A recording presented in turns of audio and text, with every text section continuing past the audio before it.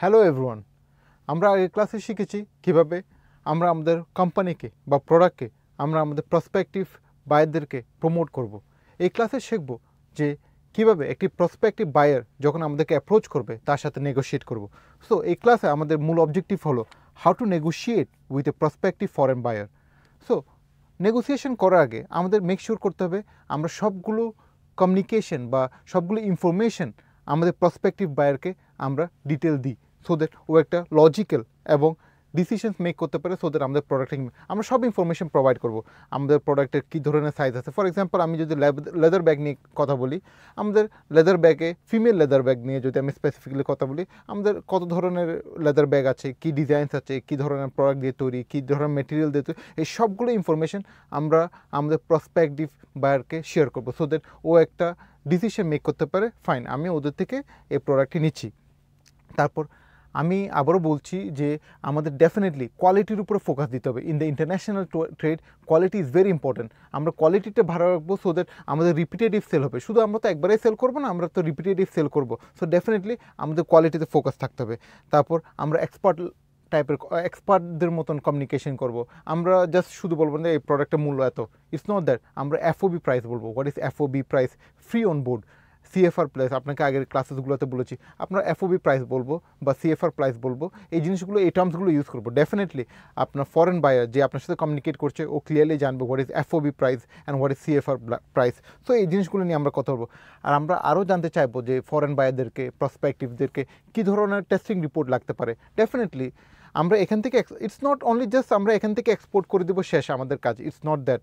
আমরা এখান থেকে এক্সপোর্ট করব, ওখানে ও লেটসে ও মালয়েশিয়াতে বা ইউরোপিয়ান কান্ট্রিজে ও ইম্পোর্ট করছে, ওখানে যখন গুডসটা ছাড়াবে, যখন ও গুডসটা ওখানে কাস্টমস রিলিজ করবে, ডেফিনেটলি ওর অনেক ধরনের ডকুমেন্টস লাগতে পারে। আর বেসিক ডকুমেন্টসের পাশাপাশি অনেক ধরনের টেস্টিং রিপোর্ট লাগতে পারে, ওগুলো আপনার জানতে হবে, ওগুলো প্রোভাইড করতে হবে। সো ওই জিনিসগুলো আমরা ক্লিয়ার করে নিব আমাদের বাইরে থেকে, সো দ্যাট ও কোনো ওর দেশে যখন ও রিলিজ করতে যাবে কোনো যাতে ও কোনো সমস্যা না পড়ে। কারণ আলটিমেটলি যদি ও প্রবলেম পড়ে রিলিজ করার সময়, পুরো এক্সপিরিয়েন্সটা কিন্তু আলটিমেটলি ফেলিয়ার হলো। সো রিপিটেটিভ কোনো আর পারচেস হবে না, বা ও প্রবলেম পড়লে ডেফিনেটলি আপনারও তো সেল হবে না। সো প্রথম দিকে মেক শিওর করে রাখবো যে কী কী টেস্টিং রিপোর্ট লাগতে পারে। ফর এক্সাম্পল আপনি যদি এখান থেকে কেমিক্যাল পাঠান বাংলাদেশ থেকে, আপনার অনেক ধরনের কেমিক্যাল টেস্ট পাঠাতে হতে পারে।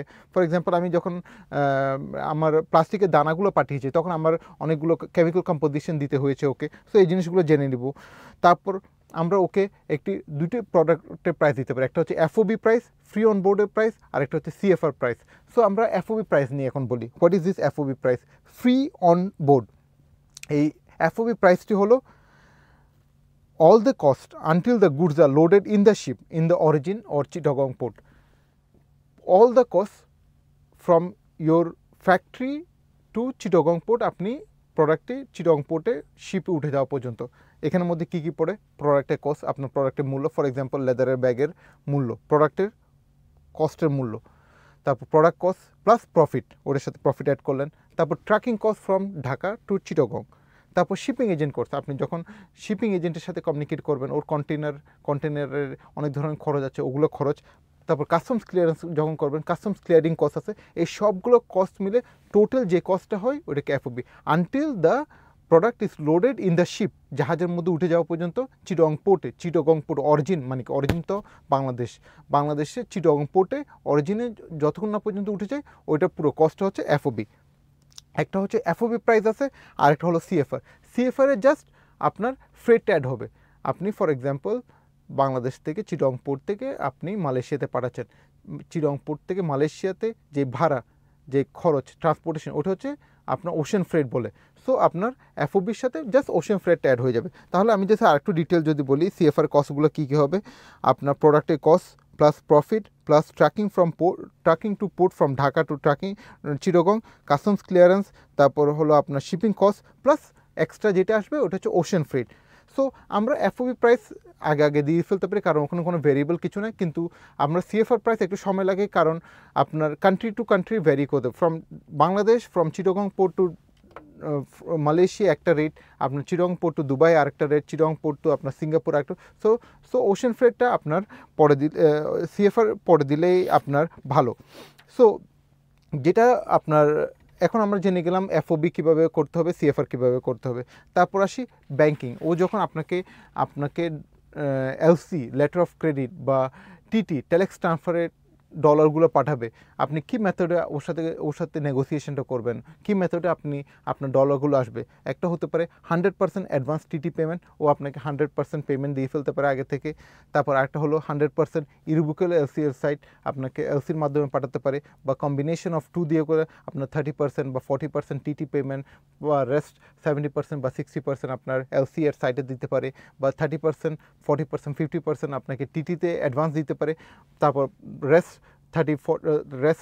70, 60 বা 50% আপনাকে শিপিং ডকুমেন্টস স্ক্যান কপি পাঠানোর পরে আপনাকে দিতে পারে। এই ওভারঅল নেগোসিয়েশন আপনি আপনার ব্যাংকিং টার্মসে কীভাবে পেমেন্টটা পাবেন এটা জেনে নেবেন। এই সবগুলো জিনিস হওয়ার পরে আপনারা যখন ভার্বালি কমিউনিকেট করেছেন, আপনি ওকে একটা প্রাইস কোটেশন পাঠাবেন, যেটা আপনাদেরকে প্রোভাইড করব আমি আমার ক্লাসের সাথে পিডিএফ। তো প্রাইস কোটেশনে কী কী থাকবে, আপনি প্রাইস কোটেশন আপনার কোম্পানি প্যাডে পাঠাবেন। প্রাইস কোটেশন থাকবে, কোটেশন টার্মস আপনি এফওবি টার্মসে ওকে দিচ্ছেন, এফওবি চিটাগং পোর্ট। সো আমি আপনাকে বলেছি এফওবিদের মধ্যে কী কী আসতেছে। পেমেন্ট 100% অ্যাডভান্স টিটি পেমেন্ট, আপনি 100% অ্যাডভান্স টিটি পেমেন্ট ওকে প্রোভাইড করছেন, বা 100% ইরুবিকেবল এলসিআর সাইটে দিতে পারেন, বা যেটা আপনাদের মধ্যে নেগোসিয়েশন হয়েছে, বা আপনি ভেঙে 30, 70 বা 40, 60 ওভাবে। মিনিমাম সেল কোয়ান্টিটি আপনাকে বলেছি যে আপনার মিনিমাম সেল কোয়ান্টিটি কত, আমরা এখানে দিয়েছি 30,000 কেজি। আমরা এখানে প্লাস্টিকের দানা পাঠাচ্ছি, তো আমাদের এগুলো কেজিতে হিসাব হয়, তো আমরা 30,000 কেজিতে দিয়েছি। Delivery within 30 days of TT telex transfer এসে যাওয়ার পরে, টেলিগ্রাফিক ট্রান্সফার এসে যাওয়ার পরে, টিটির টাকাটা এসে যাওয়ার পরে আমরা 30 দিনের মধ্যে প্রোডাকশন করে পাঠিয়ে দিব। ভ্যালিডিটি এই প্রাইস কোটেশনের ভ্যালিডিটি কত, 20 দিন পরে আবার নতুন প্রাইস কোটেশন হবে। তারপর আমরা এখানে এইচএস কোড দিয়েছি। আমাদের প্লাস্টিকের যে দানাগুলো শেয়ার করেছিলাম এগুলোকে বলে এলএলডিপি রেসিন। তারপর কত ওয়েট, আমরা 48,000 কেজি, পার কেজি কত করে আপনার 0.49, তারপর টোটাল অ্যামাউন্ট এটা। তারপর আমরা এখানে কেমিক্যাল কম্পোজিশন দিয়েছি এদেরকে। তো ওভারঅল এই সবগুলো আপনি দেওয়ার পরে আপনি প্রাইস কোটেশন দিবেন এবং এভাবে নেগোশিয়েট করবেন। So thank you very much. আমরা নেক্সট ক্লাসে শিখবো কীভাবে আমরা নেগোশিয়েট করার পরে যখন আপনার প্রসপেক্টিভ ইম্পোর্টার রাজি হয় যে ফাইন দিস ইজ গুড, আমরা এই প্রাইসে মুভ করবো, এই টার্মস অ্যান্ড কন্ডিশনসে মুভ করবো, যেভাবে আমরা প্রাইস কোটেশন দিয়েছি একে, এই টার্মস অ্যান্ড কন্ডিশনসে মুভ করবো, তখন আপনি একটা স্যাম্পল পাঠাতে পারেন। সো আমরা নেক্সট ক্লাসে শিখবো আপনি কীভাবে স্যাম্পল পাঠাবেন আপনার প্রসপেক্টিভ বায়ারকে। Thank you very much, welcome to the next class, take care.